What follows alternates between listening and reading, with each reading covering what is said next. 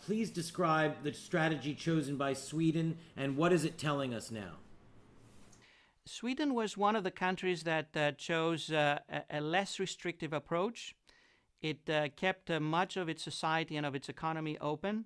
It allowed most schools, kindergarten and elementary school and middle school, to be open. It kept most shops open and bars and restaurants, although with some modest restrictions. It also allowed people to get together but not exceed a limit of 50 people.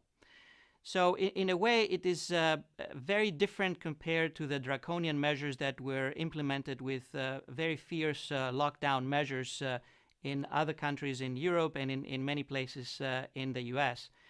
They have done fairly well. And of course, it is very difficult to compare one country against another because you expect to see large diversity in infection rates and also in death rates.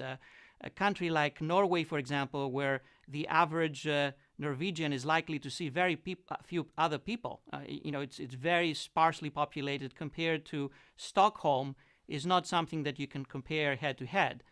Maybe you can compare Sweden against Switzerland, for example, that had very draconian measures very early on, and the death rate per million population is slightly higher, a bit higher in Switzerland compared to Sweden until now.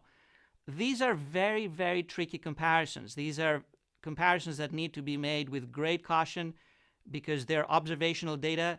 You cannot create a Sweden in Switzerland. You cannot create a Switzerland in Sweden.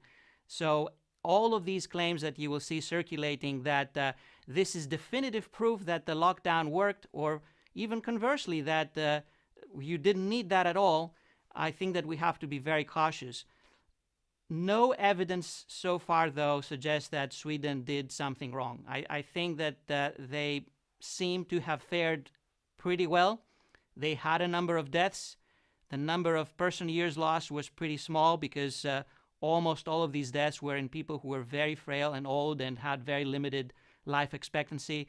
They never came close to seeing their health system crash. They always had plenty of reserves, at least until now. That might change in the future, and I'm watching that very carefully. But I don't think that we can blame the Swedes for doing what they did. Maybe we should congratulate them.